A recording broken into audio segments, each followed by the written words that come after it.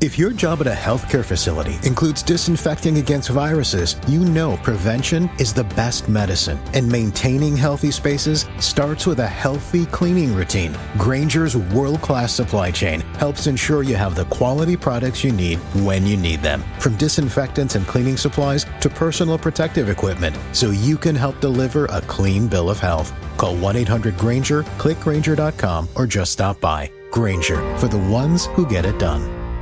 After the Nigeria-Biafra Civil War, the National Youth Service Corps, NYSC, was established on May 22, 1973 to give the youths the opportunity to leave their parents and stay alone to contribute to the betterment of the West Africa country, Nigeria. Interestingly, a few days ago, one of the serving corpers, Ashirita Agwamaye, went to the market in Lagos State to buy foodstuffs, but she was shocked that the prices of foodstuffs in the month of March have again increased far more than they were previous months. Apparently faced with the heat of passion, Agwamaye took to social media to call on the youths to unite and defend the country from total economic collapse, saying it was her first time to leave her parents and start paying domestic bills alone, adding that the money she spends on transport is more than the monthly salary NYSC is paying her, begging the youths to stage a 30 days non-stop challenge protest to make the country president,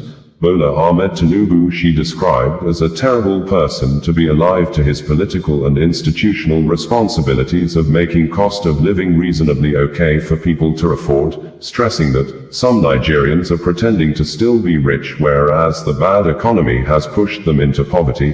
This, Reno Omokri, former presidential spokesperson who have been living abroad since 2014, reacted and said that there is no country in the world where a paramilitary official like the Corper is permitted to criticize the government. The Youth Corps member was seen in the video crying and weeping over the deteriorating economic condition of the West Africa state. According to her, less than 24 hours after she made the video, some officials of the NYSC summoned her to her primary place of assignment, PPA Local Government Area Office, and the audio recording of the suspected NYSC official she made available to the public. The NYSC official could be heard raining curses and abusing her on the phone for criticizing the government over the apparent terrible economic hardship currently staring millions of Nigerians in the face. Former Vice President of Nigeria, Atiku Abubakar, commended the Corps member for speaking out. Atiku said, "Ray embodies the spirit of a new generation of women who champion the ideals of popular participation and unwavering advocacy in the political sphere. I deeply admire her boldness and wisdom, her fearless resolve to speak truth to power, undeterred by the weight of opposition. She follows in the footsteps of formidable trailblazers like Gambo Sawaba, Funmilayo Ransom Kuti, Margaret Ekpo, and countless other women who have stood resolute in defense of the common good. Rather than being met with hostility, Ray deserves encouragement and support. She is a shining emblem of the Nigerian youth, a testament to the long-held promise that the leaders of tomorrow are already among us, ready to shape a better future." Former Governor of Anambra State, Peter Obi, also commended the Corps member for highlighting the troubling trends ongoing in Nigeria. Peter Obi said, "The National Youth Corps member, Ashirita Agwamaye, also known as Ray, recently had an experience that highlights a troubling trend in our nation, one where voices of reason and truth are met with intimidation rather than dialogue and engagement. Reports indicate that she has faced threats from NYSC officials simply for expressing her concerns about the current administration. This pattern is not isolated. I, too, have been subjected to threats for daring to offer constructive suggestions and comments. I now face daily intimidation, harassment, and name-calling simply for expressing solution-based views on government policies. Such actions are antithetical to the principles of democracy. A government that silences its citizens is not democratic, or one that is subject to accountability and good governance and is most often corrupt. I urge the current administration to reflect deeply on its approach to dissent and recognize that constructive criticism is a cornerstone of democratic progress. To all patriotic Nigerians, Our nation's future and development depend on our collective courage to speak out against misgovernance, injustice, and intimidation. Do not let fear stifle your voice. Stand firm, support one another, and continue to advocate for Nigeria we all envision, a nation where freedom of speech is sacrosanct, and leadership is accountable to the people, especially in critical areas such as education, healthcare, and poverty alleviation. A just and prosperous Nigeria should be one where people like Ray are encouraged to speak out about the challenges they face, while those in government take urgent action to address these issues. Condemning the action of the Youth Corps member, Reno Omokri reacted and said thus: "In any country on earth, you can criticize your government and its leaders if you are a member of the military forces and paramilitary services. However, you are expected to resign your commission or leave the force to do so. For the same reason, you cannot be a serving member of a military force and paramilitary service and contest for an election. You can contest, but you will have to resign your commission or leave the service to do so. In the United Kingdom, it is even more extreme. Please fact check me. According to the last guidelines in the HSR2, General Principles of Conduct of the British Civil Service, you must give your undivided allegiance to the state. They have no problem with you attacking the government, but you must resign to do so. Many Nigerians are just very sentimental. They do not think. They just jump on trends. The National Youth Service Corps is actually a paramilitary reserve force. That is why it is a corps. It is just like the Federal Road Safety Corps, only that the FRSC is a career, and the NYSC is just for a year. Read the NYSC enabling law. The federal government of Nigeria can deploy NYSC Corps members to fight during a state of war. Read, it is in the NYSC Act. If every Corps member was allowed to criticize the government, there would be no discipline in the Corps, and any presidential aspirant supporting this behavior would be irresponsible. There is no perfect government on earth. If we allow Corps members criticize governments publicly, morale in the Corps will collapse. Not may, will, and the NYSC will become an anything-can-happen institution that gradually loses its relevance and credibility as various Corps members start vying to outdo themselves in attacking whichever government policy they dislike. People aspiring to lead Nigeria ought to know these things. Not everything should be politicized. Please wait until after your 1 year of service. Then, you can join El Rufai or Peter Obi's campaigns or their parties. But if you cannot wait for 1 year, resign now and join them, Reno Omokri stated. On December 23, 2024, we had reported that there are uncertainties over the economic situation that await Nigerians and other residents in the West Africa country in 2025 after President Bola Ahmed Tinubu presented the sum of 49.7 trillion naira's 2025 budget appropriation bill before the joint session of the Senate and House of Representatives of the National Assembly, with a revenue target of 34.82 trillion nairas, hikes the dollar to naira exchange rate by 100%, from 750 nairas in 2024 to pegging amount of 1,500 nairas in 2025. It would be recalled that President Bola Ahmed Tinubu in his first budget presentation as Nigeria president on November 29, 2023, pegged 750 nairas to $1 as exchange rate for 2024. The president pegged the dollar rate at 750 nairas when the foreign currency was fluctuating between 856 nairas and 900 nairas as at last quarter of 2023.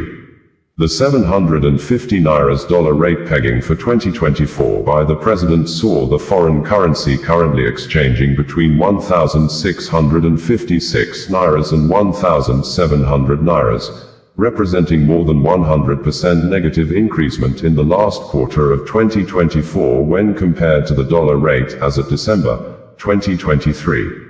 With the president pegging 2025 dollar rate at 1,500 nairas, there are possibilities that the dollar may trade between 2,856 nairas and 3,000 nairas before the end of the last quarter of 2025.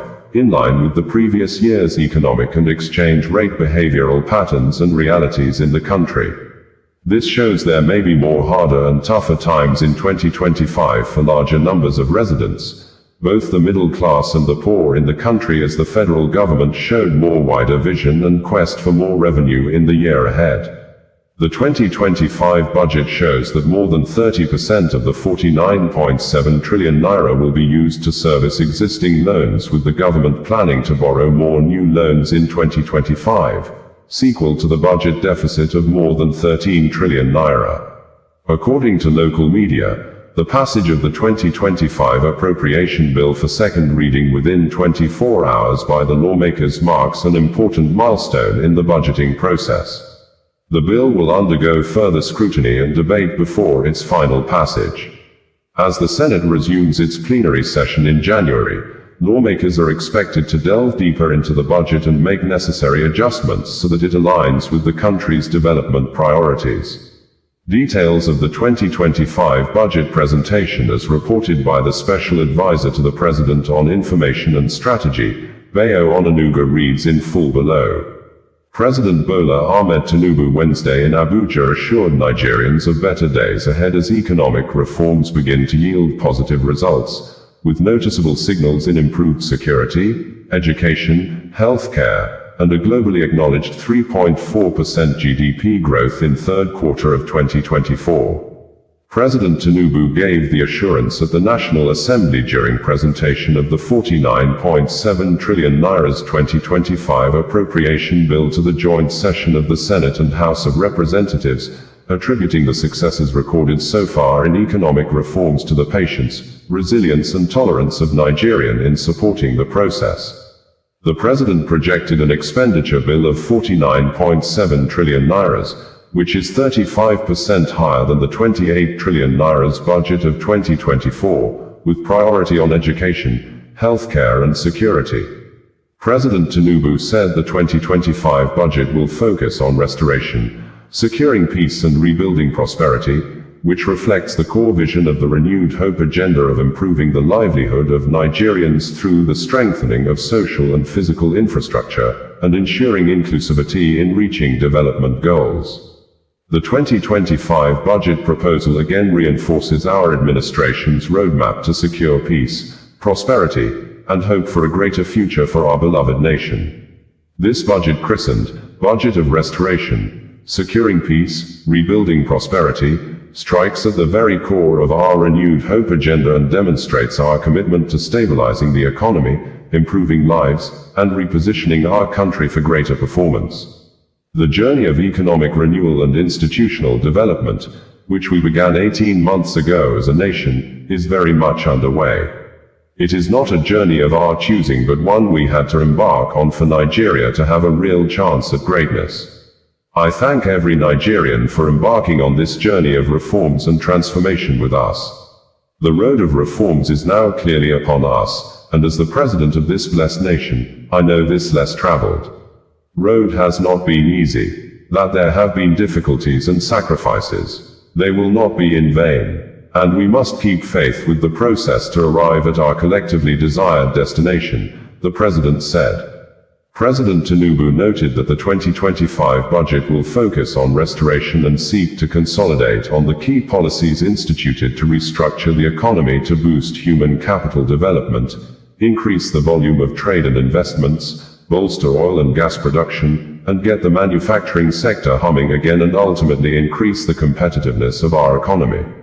He said the ongoing economic reforms would not be reversed, rather it will be strengthened to build on the gains of stimulating the economy to be more robust, equitable, predictable and globally competitive. We do not intend to depart from this critical path to strengthen the Nigerian economy. Just as I believe in the resilience of our economy to withstand the current challenges, I also strongly believe in the resilience of the Nigerian people. Again, I summon the unstoppable Nigerian spirit to lead us on as we work to rebuild the fabric of our economy and existence. The improvements we witnessed in the 2024 budget have led us into the 2025 budget. The goals of advancing national security, creating economic opportunities, investing in our youthful population, infrastructure development, and national reorientation form the core of the 2025 budget. But more than that, this will lay a solid foundation for Nigeria's future growth trajectory, President Tinubu stated. The president told the lawmakers that the Nigerian economy was gradually rebounding. I report today that our economy is responding positively to stimulus. Our objective is to further stimulate the economy through the implementation of targeted fiscal stimulus packages through public expenditures and specific non-inflationary spending. The reforms we have instituted are beginning to yield results. Nigerians will soon experience a better and more functional economy.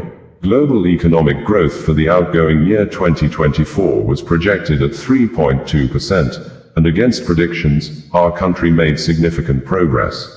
Our economy grew by 3.46% in the third quarter of 2024, up from 2.54% in the third quarter of 2023. Our foreign reserves now stand at nearly $42 billion, providing a robust buffer against external shocks. Our rising exports are reflected in the current trade surplus, which now stands at 5.8 trillion naira, according to the National Bureau of Statistics. These clear results of gradual recovery, among others, reflect the resilience of our economy and the impact of deliberate policy choices we made from the outset, he added. On the performance of the 2024 budget, President Tinubu said remarkable milestones were achieved, with 14.55 trillion naira in revenue, meeting 75% of target as of the third quarter, while 21.60 trillion naira was recorded in expenditure, representing 85% of target in the third quarter. The president noted that outlook on 2025 was more positive for Nigerians. The 2025 budget seeks to restore macroeconomic stability, enhance the business environment, foster inclusive growth, employment, and poverty reduction, promote equitable income distribution and human capital development. Our budgetary allocations reflect the administration's strategic priorities, especially in the implementation of the Renewed Hope Agenda and its developmental objectives. In 2025, we are targeting 34.82 trillion naira in revenue to fund the budget. Government expenditure in the same year is projected to be 49.7 trillion naira, including 15.81 trillion naira for debt servicing. A total of 13.08 trillion naira, or 3.89% of GDP, will make up the budget deficit. This is an ambitious but necessary budget to secure our future, the president added.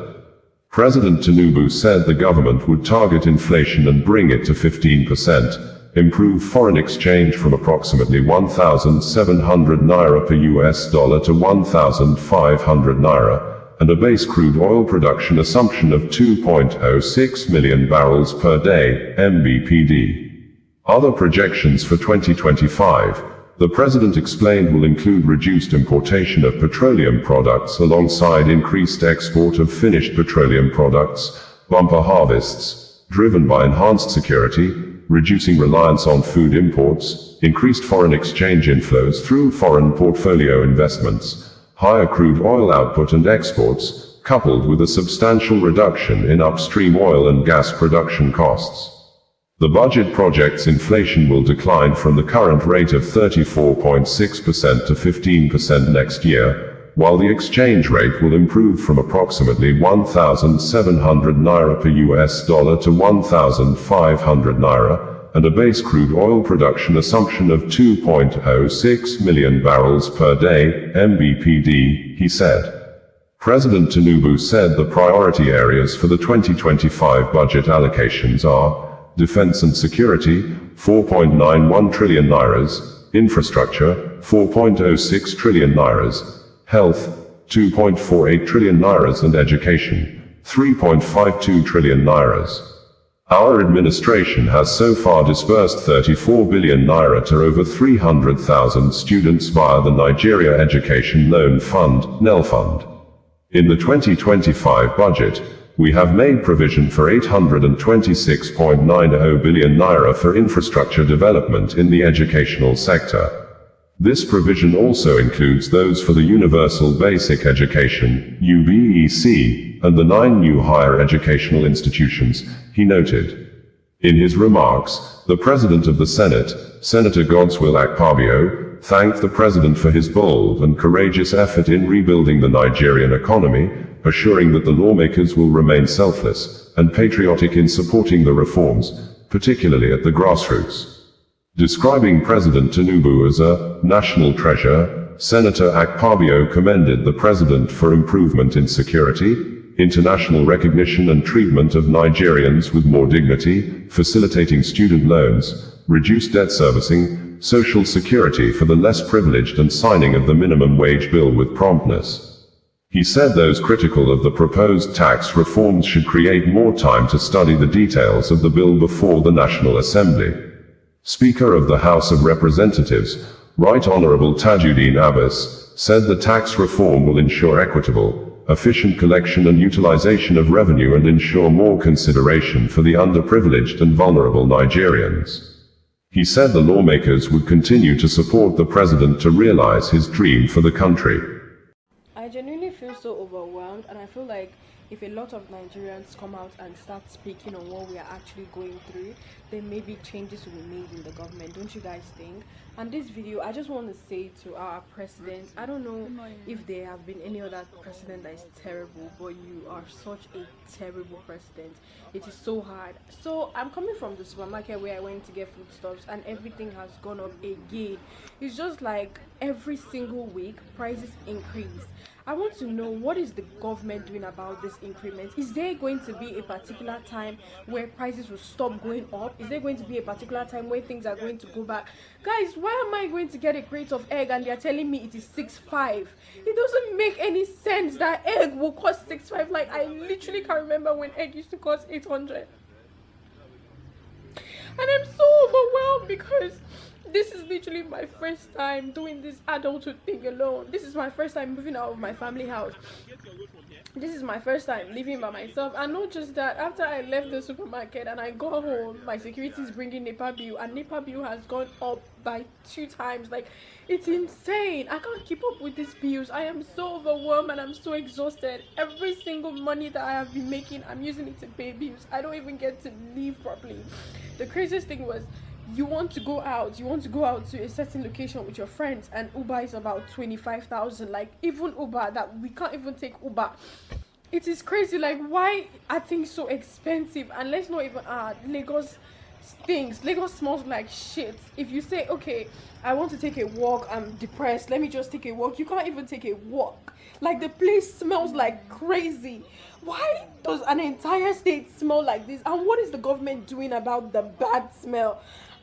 Everything is just so overwhelming. You want to start up a business, and now you have to take a loan to start up a business, and the loan, you don't even know if you can actually repay it, because in the business, I don't know, I'm just so tired. Like, why is no one saying anything about it? Being an NYSC Corper, there's nothing beneficial about this whole NYSC thing. The money I spend on transportation is just more than the alawi the government gives me. Like, it doesn't, I can't keep up. Like, I'm so tired of this bill and I can't keep up. I am overwhelmed and I'm tired, I'm exhausted. It's too much, and I wish that we would start calling the government out heads on. For example, Tinubu, you are a terrible president. Like, what are you doing to help us? What are you doing to help the economy? You are so terrible. I'm so sick and tired of Nigerians acting like we are strong, and they say, oh, Nigerians, we are actually very strong. Oh, no matter how much they increase things, we still chest it. No, it is not cute. We are cowards. That is a cowardly behavior. You don't stand to ask people, oh,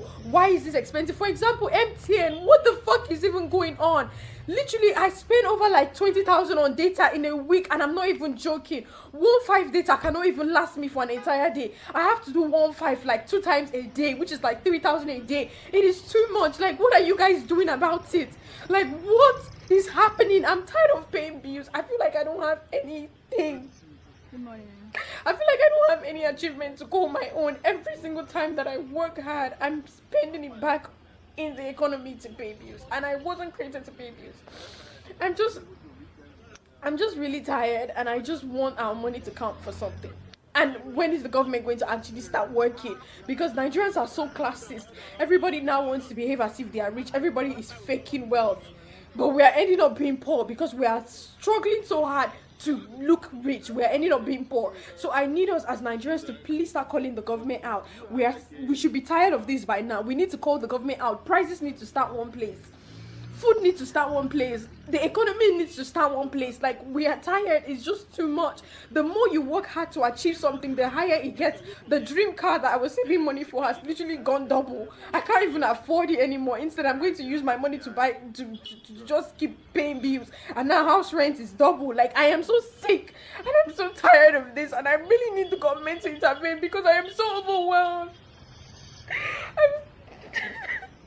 Decide that we want to start calling Nigerian government out. Don't you guys know that a lot of changes will actually be made in the environment or in the society or in our economy as well? Let me tell you guys something. There's nothing Nigerian government hates more than when external bodies start tapping into our economy. They hate it so much, and I don't know why. Is it because maybe external bodies actually give us funds or something? Maybe that's why they hate it.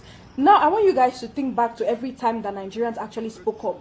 Is there a time that we spoke up and a change was not made? Like, is there a time? If we decide that we want to run a 30 days challenge where we're going to complain about the economy, we'll keep complaining about the economy. Do you guys not know that people will start looking into it like, oh, what's going on in Nigeria? Why are people complaining so much? And they will start making changes.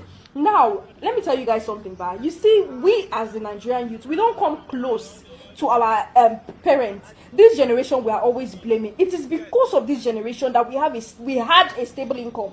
It is because of this generation that biscuit was 15 naira from my primary school until my university. It's because of this generation. They are the ones that fought for that stable government that we enjoyed. They were the youth in their time, and when they had bad government, they stood up to it and they fought for it. Now that it's our turn, people are commenting in the caption and saying, in the comments and saying, oh, they are going to pick you up. Oh, you think you're a very dark man. I don't think I'm anyone. I just think I'm a Nigerian who is suffering and I'm tired of it. And I need someone to actually come out and say, okay, it's enough. Prices will stay one place. That's what I need. I'm sick and tired of this. Are you guys not tired? Number one, in case you guys don't know, go and take a look at Abacha. In case you guys don't know, Abacha was like a president at a particular time, right?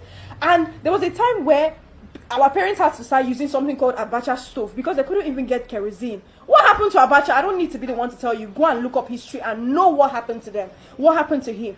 Every single time our parents had the chance, they fought for a better government. And that is why they could use 100,000 naira to raise 4 children. Middle class children. Your parents is earning 100,000, you say you're middle class. It's because they fought for it. It reached our turn now. Every time they say, come out and talk about the government, someone will say, Abego, they will shoot. We employ those people. It is because of us those people are in power. It's because of you. You voted for them to be in power. They are working for you. If you don't hold them accountable, who is going to hold them accountable? Who will hold them accountable? Because we are so used to adjusting to the system that they don't see that there's a problem. If you come out and you speak, there's a problem. They need to hear us and they need to make changes. Now, let me start first. Which state are you located in? You need to start calling out the governor of that state. It's not only the president we hold accountable, hold governors accountable. Now let me start with Governor Sanwo-Olu. What's up with you? What's up with you? Like, what's going on with Lagos? Because I live in Lagos State. The roads are terrible. Have you seen the potholes? You're the governor of Lagos State. Are you not on the road, yeah? Are you not driving on the road? Are you not seeing the potholes? There's no drainage system in Lagos. Lagos smells like I said yesterday. What are you doing about it, Governor Sanwo-Olu? What are you doing about it? Look at the way people are begging in Lagos. Are you not tired? What are you doing about it? What are you doing with the government allocated funds that they are sending to you? Can you come out and tell us, people living in Lagos, so I beg, this is what I've been doing so far. I've been building roads. I've been doing schools. What are you doing about it? What are you doing with the money that they are giving to you? You need to come out and start telling us what you're doing, because we've been keeping quiet for way too long. And I'm urging all Nigerians to come out and speak to, like, is this not tiring? Why am I buying foodstuffs over 200k that is supposed to be worth 50k? Everything is 3 in price. 333. You wake up this morning, electricity is 2.5. Tomorrow is 3.5. Why are things always going up every single week? Why do we have no stable price list?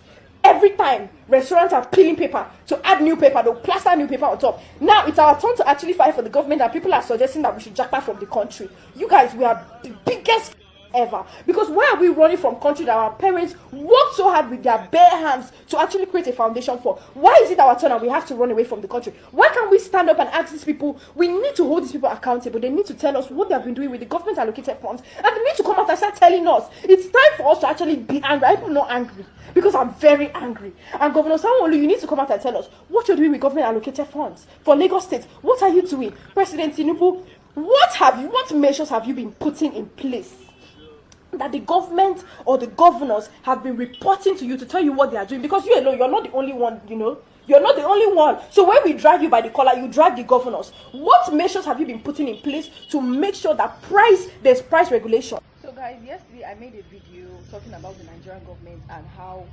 terrible President Tinubu is, and I was crying in the video. So 30 minutes ago, I just received a call from the NYSC board, starting with the secretariat before the LGI, and for the secretariat, for the NYSC secretariat, I'm going to attach what she said, some of the things she said, so you guys will hear. Are you normal? I wasn't insulting the president, ma. I was only asking for accountability. Hold